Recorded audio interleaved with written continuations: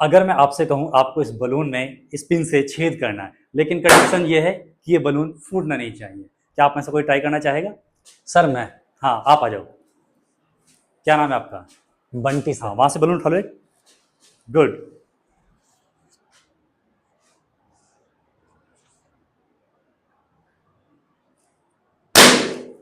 Sir मैं एक और ट्राई करना चाहूंगा सर, मुझे लगता है कि पानी अगर भर दें तो शायद कोई नहीं, ना पानी फूटे। भरा हुआ वहां रखा है, उठा लो वहां से। एक सेकंड रुको, पहले इसके नीचे बकेट लगाओ। बकेट रखो। हाँ, अब ठीक है सर। गुड।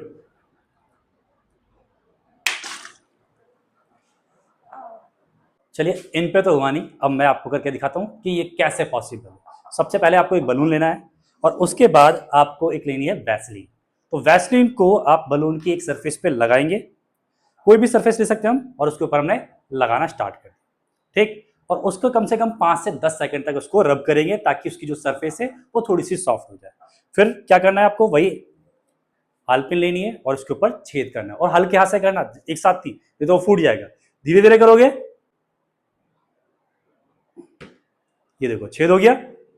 मैं एक दो और छेद करने वाला हूं राइट साइड में, इसमें से हवा निकलने लगी और काफी तेजी से हवा निकल रही है। थोड़ा सा इसको जरा देखो, मैंने इसको छोड़ दिया है। ठीक है, तो यानी कि इस कंडीशंस के अंदर बलून नहीं फूटा। अब इसके पीछे की एग्जैक्टली में साइंस है क्या?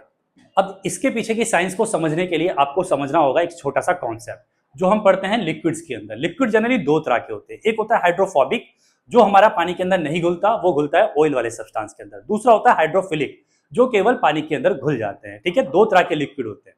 अगर हम बात करें फिजिक्स के कॉन्सेप्ट की, तो यहां पर एक यूज होता है जिसको हम बोलते हैं लाइक डिसॉल्व लाइक। अब इसका मीनिंग क्या होता है कि जितने भी हमारे हाइड्रोफोबिक लिक्विड है वो दूसरे हाइड्रोफोबिक के अंदर ही डिसॉल्व होंगे, और जो हमारे हाइड्रोफिलिक है वो केवल हाइड्रोफिलिक के अंदर ही डिसॉल्व होंगे। अब हम बात करें बलून की, तो बलून बना होता है एक लैटेक्स मटेरियल का, जो होता है हाइड्रोफोबिक नेचर का।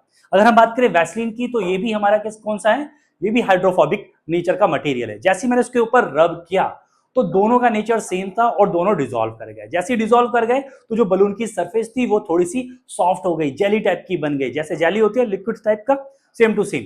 तो अगर मैंने उसके ऊपर पिंच करा पिन से, तो क्या हुआ, वो जेली जो थी वो इसकी सरफेस से टच रही, कांटेक्ट में रही, ताकि जो अंदर वाली हवा है वो तेजी से एक साथ बाहर ना निकल सके। ठीक है, इसलिए हमारा बलून नहीं फूटता।